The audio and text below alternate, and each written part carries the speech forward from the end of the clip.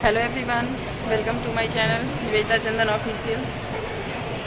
अभी मैं पहुंच गई हूँ SF airport, San Francisco airport. मैंने रिकॉर्ड नहीं किया क्योंकि मैं सामान कैरी कर रही थी। अभी मैंने लगेज सबमिट करा दिया है। अब मैं सिक्योरिटी चेकिंग के लिए जाऊँगी, फिर उधर से मैं आगे मिलती हूँ। ये SF एयरपोर्ट इनसाइड।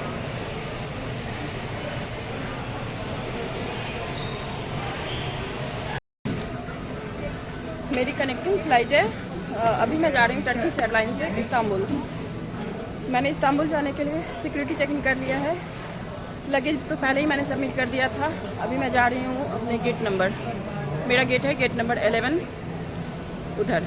तो मैं दिखलाती हूँ बैक कैमरा से ये SF एयरपोर्ट।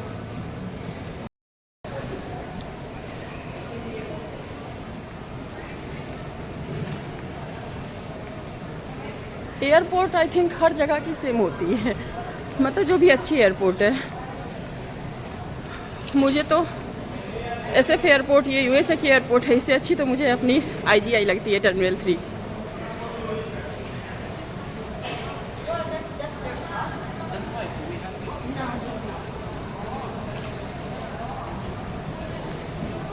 इससे अच्छी अपनी IGI T3 है।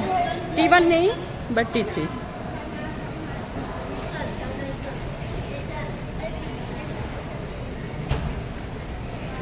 ये वेटिंग एरिया है। A1 A2 है, मुझे A11 पे जाना है। Gate A6 to A15 I think है स्ट्रेट।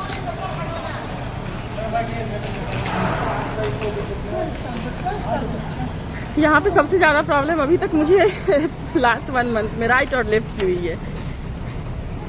अपने यहाँ लेफ़्ट चलने की आदत होती है, यहाँ राइट होती है।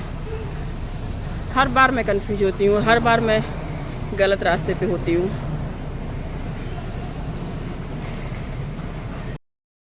ये वेटिंग एरिया जिनकी gate number A9 and A10 है। मेरी है A11।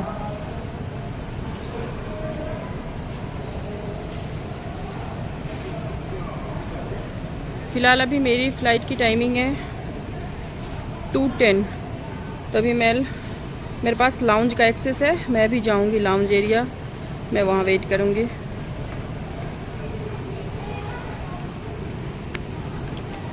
ये फाइनली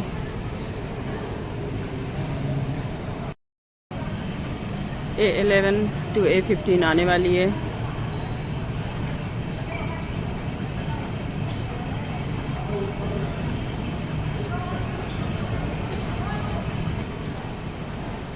अच्छा, A11 नीचे है।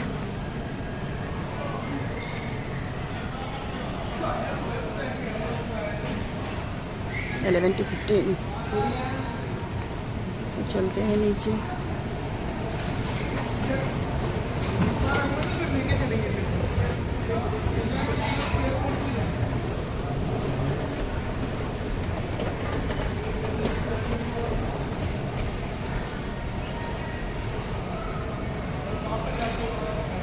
ये 12, ये 11। मेरी एंट्री इधर से ही होगी और ये 11 का वेटिंग एरिया। इससे अच्छी तो अपनी टर्मिनल 3 का वेटिंग एरिया है। यहाँ पे टाइम जोन का बहुत ही डिफरेंस है, इसीलिए जैसे अभी यहाँ से मैं जाऊँगी इस्तांबुल। मेरी ये रही इस्तांबुल, 2:10 की है। और उसके बाद फिर इस्तांबुल से है रात के शाम के 7:30 7:30 दिल्ली, जो कि मॉर्निंग 4:40 को पहुंचाएगी। अभी यहाँ पे 2 नवंबर है बट दिल्ली में 3 नवंबर है। तो आते टाइम मैं आई थी तो 2 को उधर से चली थी, 2 को पहुंच गई थी। अभी जाते टाइम मैं 2 को ही इधर से निकल रही हूँ, मैं 4 को पहुँचूँगी। बट ये डिफरेंस जो है वो टाइम जोन के कारण है, क्योंकि अभी तो काफ़ी टाइम है। अभी तो 11 भी नहीं बजे हैं। मेरी 2:10 की है, तब तक मैं वेट कर रही हूँ। टर्किश एयरलाइंस की फ़्लाइट मेरी 13 आवर की है। उसकी एंड सेकंड है जो दिल्ली की है, वो इस्तांबुल से दिल्ली, वो है 6 आवर्स की। ये मेरी अभी इस्तांबुल एंड ये इस्तांबुल टू दिल्ली 7:30। बट अभी यहाँ हो रहा है दिन के 11 बज रहे हैं और दिल्ली में अभी 12:15 हो रहे हैं।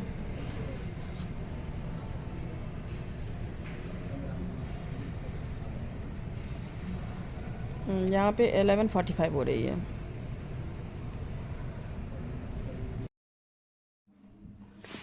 अभी मैं जा रही थी, मुझे डाउट था क्योंकि मेरी कनेक्टिंग फ्लाइट थी और एसएफ एयरपोर्ट पे मेरे को बोला गया था कि आपको लगेज डायरेक्ट दिल्ली में ही मिलेगी।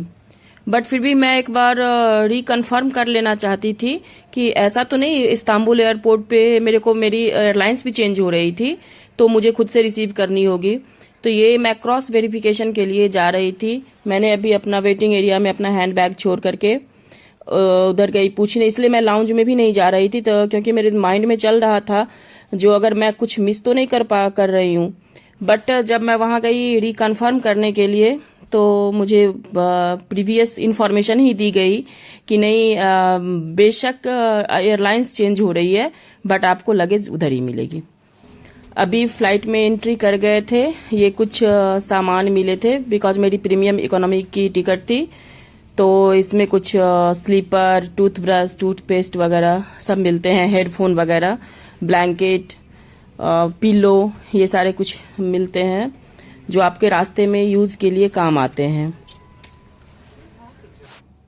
फाइनली फ्लाइट टेक ऑफ के लिए रेडी हो रही थी, सब लोग बैठ गए थे, सारे पैसेंजर्स आ गए थे, सबके सामान अभी एडजस्ट हो रहे थे। क्योंकि लॉन्ग डिस्टेंस की फ्लाइट होती है तो टेक ऑफ से पहले ईच एंड एवरीथिंग श्योर करनी होती है जो भी केबिन क्रू मेंबर्स होते हैं। फ्लाइट अब टेक ऑफ के लिए रेडी थी। टेक ऑफ की प्रोसेस के लिए अमूमन अनेकों तरह के फ्लाइट होते हैं तो सारे फ्लाइट के टेक ऑफ के अलग अलग प्रोसेस होते हैं। बट अमूमन नॉर्मली जो प्रोसेस होते हैं वो होते हैं 3-4 प्रोसेस होते हैं फाइनल टेक ऑफ से पहले, जैसे accelerating, increasing the angle of attack, nose rise, wheels retract and final climbing. तो अभी जो हो रही थी एक्सिलरेटिंग हो रही थी, मतलब कि जो फ्लाइट होती है वो रनवे पर थोड़ी स्पीड से आगे बढ़ती है जब तक कि वो टेक ऑफ करने के लायक वो गति तक ना पहुंच जाए। तो ये एंड सेकेंड थिंग ये भी होती है जो भी लोग फ्लाइट में चढ़ते होंगे वो फील किए होंगे कि जो जब फाइनल टेक ऑफ होती है उससे पहले काफी स्पीड से फ्लाइट दौड़ती है तो उतनी डिस्टेंस भी चाहिए होती है। और पैसेंजर को जब कैरी करते हैं एयरपोर्ट पे तो वो तो बीच से कहीं से भी कैरी कर लेते हैं। तो कभी कभी फ्लाइट स्लो मोशन में भी चलती है बिकॉज उसको लॉन्ग रनवे चाहिए होता है। ये फ्लाइट अभी वही कर रही थी। अब आप देख पा रहे हो कि ये मुड़ रही है। अब यहां से आपको सीधा बहुत दूर तक कुछ भी नहीं दिखाई देगा सिवाय रनवे के। मतलब ये अपने आप को भी डिस्टेंस मेंटेन इसको रखना था ताकि इसको अपने उड़ान भरने के लिए काफी दूर तक की डिस्टेंस चाहिए। तो अब ये अपने सेकेंड स्टेज में आएगी, जो सेकेंड स्टेज जो कि increasing the angle of attack. इसमें पायलट अपना वो कुछ एंगल सेट करते हैं और उनके विंग्स ओपन होते हैं इस प्रोसेस में। ये सेकेंड प्रोसेस है। एंड अब इसके बाद आएगी थर्ड। हाँ, अभी आप देख पाएंगे कि बहुत स्पीड धीरे धीरे काफी स्पीड में उड़ना, मतलब दौड़ना नॉट उड़ना शुरू करेगी। और इसके बाद ये नोज राइज वाली प्रोसेस होगी, मतलब कि फ्लाइट का आगे का हिस्सा। अभी अब बहुत ज्यादा शेक होगा क्योंकि ये अब नोज राइज की प्रोसेस में है नहीं होगी, इसलिए मैं आपको पायलट व्यू दिखला रही हूँ। जैसे ही जब टेक ऑफ कर जाएगी तो मैं फिर डाउन व्यू दिखलाऊंगी। ये देखिए कितनी स्पीड तेज हो गई है क्योंकि अब ये बहुत ही जल्द नोज राइज के प्रोसेस में जाने वाली है। मतलब जो विमान होते हैं फ्लाइट, उसके आगे का पोर्शन पहले उठेगा। ये नोज राइज का प्रोसेस हो गया। अभी आप देख पा रहे होंगे कि आपको फॉरवर्ड में कुछ भी नहीं दिख रहा है। अब ये मैं डाउन का दिखला रही हूँ। देखिए कितने छोटे छोटे ये नीचे के घर, गाड़ियां सब छोटे छोटे दिखने लगे क्योंकि फाइनल फ्लाइट टेकऑफ हो चुकी है। अब वो पायलट ऊपर जाकर के वो कुछ अपना एंगल वैंगल सेट करेंगे। धीरे धीरे धीरे धीरे ये सब दिखने भी बंद हो जाएंगे।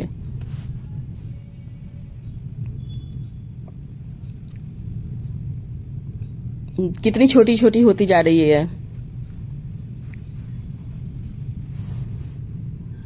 अभी आप देख पा रहे होंगे बहुत छोटे होते होते फिर सब कुछ दिखने बंद हो जाएंगे। मतलब कि फाइनली फ्लाइट हवा और बादलों के बीच है। फाइनली टेक ऑफ हो चुकी है। ये काफ़ी लॉन्ग टाइम की ट्रैवलिंग थी। सब कुछ सेट होने के बाद जो भी cabin crew like air hostess वगैरह थे उन लोगों ने मेनू दिया। मेन्यू क्योंकि ये टर्किश एयरलाइंस थी जो कि काफ़ी स्टैंडर्ड एयरलाइंस है, तो उनके कुछ अपने अलग ही रूल होते हैं। जैसे मैं जाते टाइम एयर इंडिया से गई थी तो उसमें ये सिस्टम नहीं था, उसमें बस केबिन क्रू आकर के बताते थे। बट इसमें इन लोगों ने पहले मेनू सर्व किया कि आप इसमें से देख करके, इसमें कुछ कुछ ऑप्शंस में थे और करके सारे, क्योंकि इसमें इन लोगों ने 2 meal and unlimited snacks and unlimited beverage देनी थी। फिर मैंने देख करके रख लिया क्योंकि बस उसमें आपको देखना ही था। आप देख करके रख लो क्योंकि आपके पास जब सर्व हो मील एंड स्नैक्स तो आप फटाफट से उनको बता पाओ। फिर मील आ गई थी, मैंने अपना नॉनवेज सेलेक्ट किया था, मैंने वेज नहीं लिया था, मैंने नॉनवेज। तो इसमें कुछ चिकन, कुछ फ्रूट सैलाड एंड स्वीट में कुछ लाइक माउस केक वगैरह था।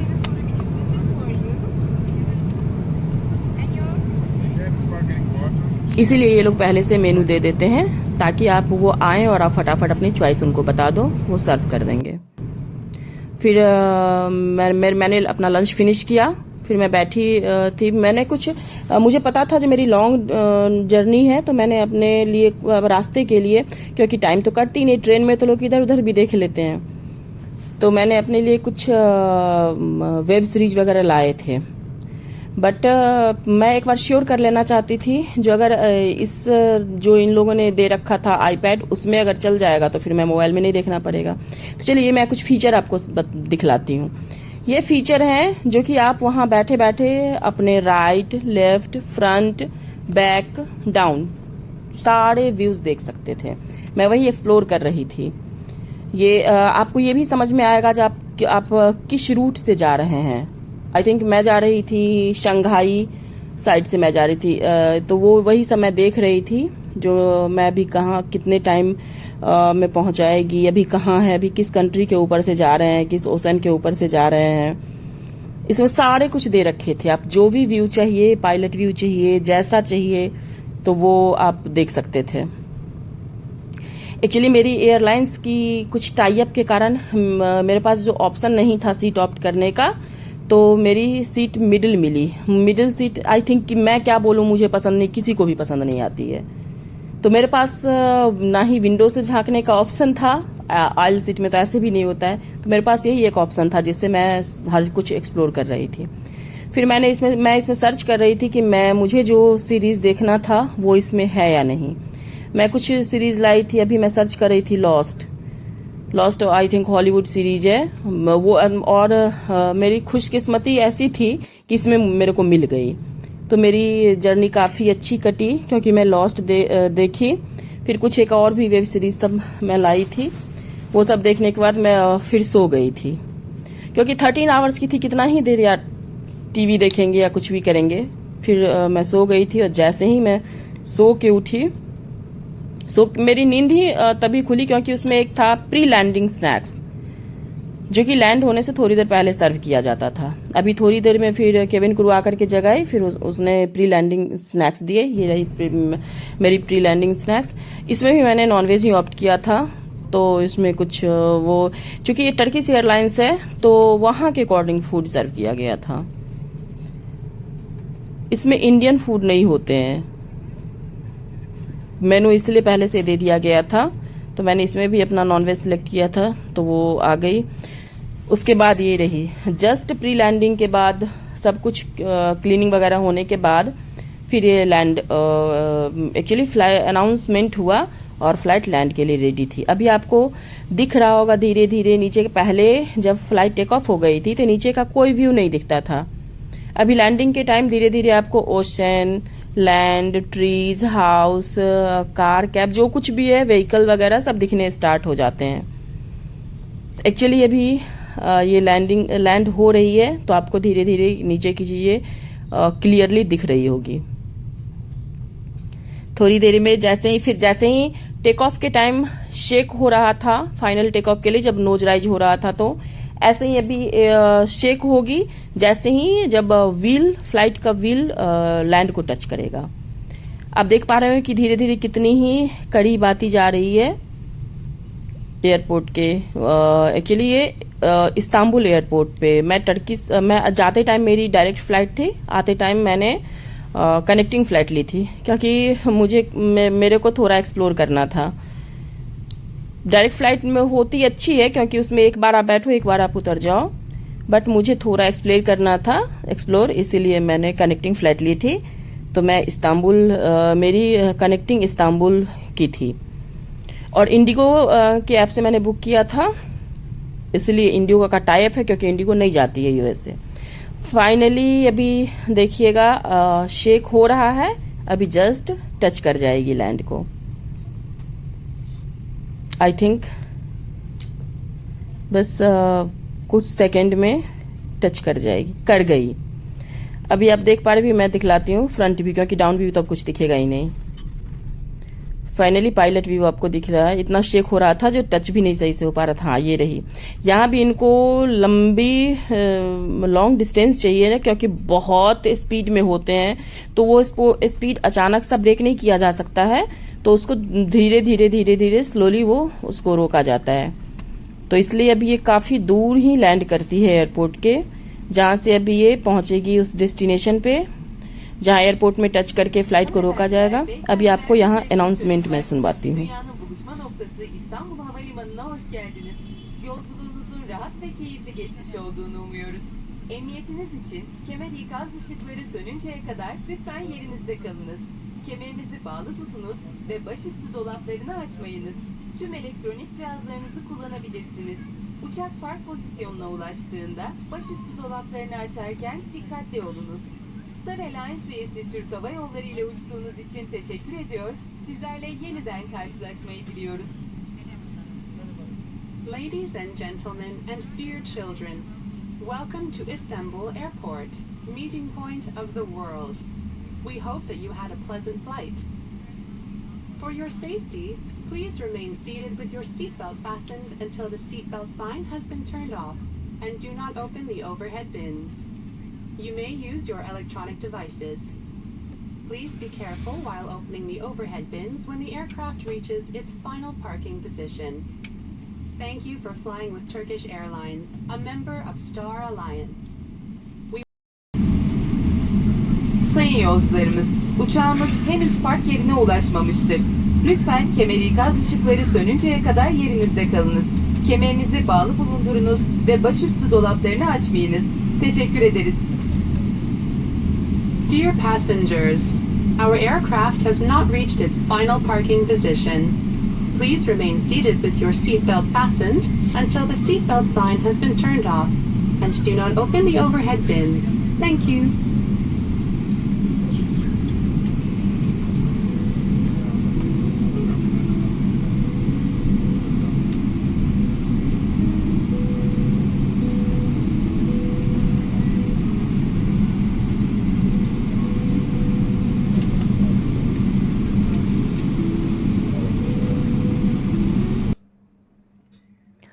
इस ब्लॉग को मैं यहीं पे एंड करती हूँ। मैंने जैसे ही जाने का मैंने 2 पार्ट में शूट किया था, वैसे ही मैं सैन फ्रांसिस्को टू इंडिया का भी मैंने 2 पार्ट में शूट किया है, क्योंकि अगर एक ब्लॉग में ही मैं सैन फ्रांसिस्को टू इंडिया का डालती तो बहुत लंबा हो जाता, इसलिए मैंने 2 पार्ट में शूट किया है।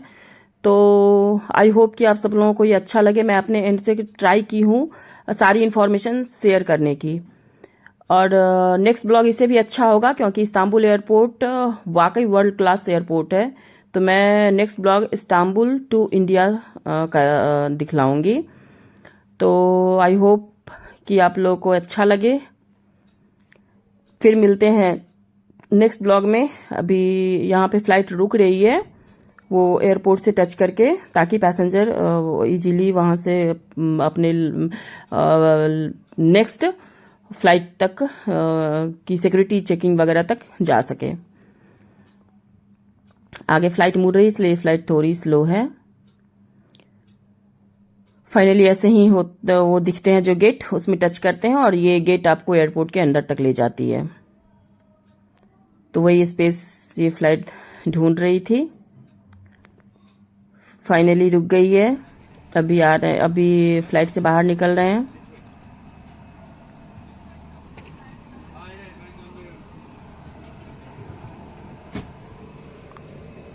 इस्तांबुल एयरपोर्ट पहुंच करके मैं इस ब्लॉग को एंड कर रही हूँ।